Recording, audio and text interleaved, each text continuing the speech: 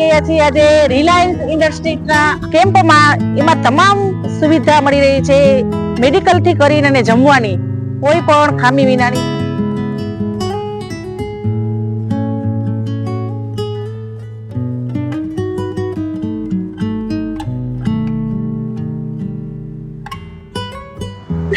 ચલો કાકા, જય દ્વારકાધીશ. જય દ્વારકાધીશ. અમે આવી ગયા છીએ આજે રિલાયન્સ ઇન્ડસ્ટ્રીઝમાં કેમ્પમાં. જો આ કેમ્પમાં બધી કેવી સેવા ચાલી રહી છે. આ કાકા, તમે કેટલા વર્ષથી આ કેમ્પ ચલાવો છો? અમે છેલ્લા 15 થી 16 વર્ષથી 15 થી 16 વર્ષથી ચલાવે છે. કેમ્પમાં કેવી સુવિધા મળે છે? કેમ્પની અંદર 2 ટાઈમ પ્રસાદ મળે છે, જમવા માટેનું 24 કલાક નાસ્તો મળે છે, આરામ કરવા માટેની સુવિધા છે, 24 કલાક નાસ્તો, સફાઈ છે, દવાઓની ફેસિલિટી છે, મેડિકલ ફૂડ છે, ઇમરજન્સી એમ્બ્યુલન્સ પણ છે. ઇમરજન્સી એમ્બ્યુલન્સ, હા. અને લેડીઝ અને જેન્ટ્સ માટે અલગ બહાર પાછો ટોયલેટ બનાવેલા છે.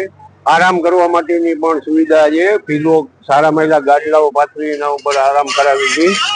જે કોઈ આવતો હોય ને થાકી ગયા હોય એ લોકો માટે અમારે અહીંયા ફિઝિયો પણ કરે છે, એવા મશીન પણ વસાવેલા છે.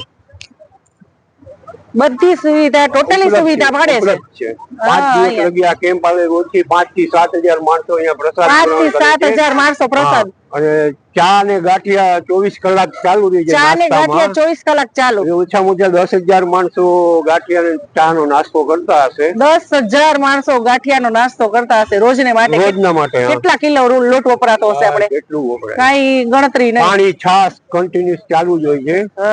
સ્વચ્છતા ઉપર વધુ ધ્યાન કરવામાં આવે છે. સ્વચ્છતા ઉપર વધુ ધ્યાન આપવામાં આવે છે. બરાબર.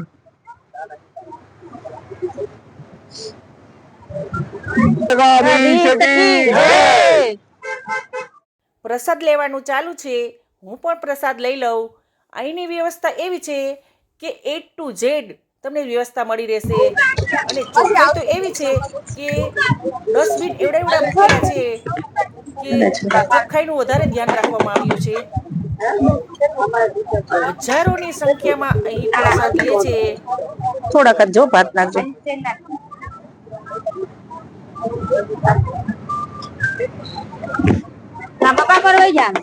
આમાં જ નાખી દાળ, થોડીક જ દાળ નાખજો. જય દ્વારકાધીશ. થોડોક સંભારો નાખો.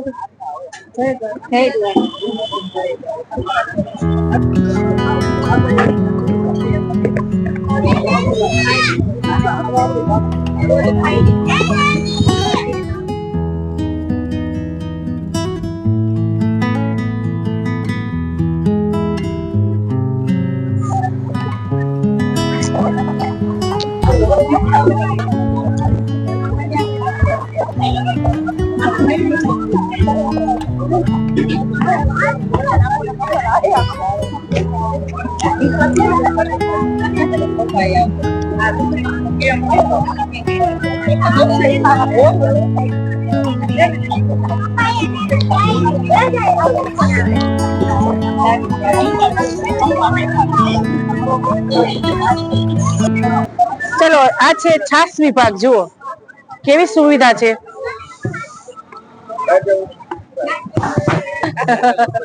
ગાંઠિયા. જય દ્વારકાધીશ. આ છે રસોડા વિભાગ ને આ છે બધા સ્વયંસેવકો. જુઓ, નિસ્વાર્થે બધા સેવા કરી રહ્યા છે અત્યારે. જુઓ, આ રોટલી વળે છે ને, જુઓ.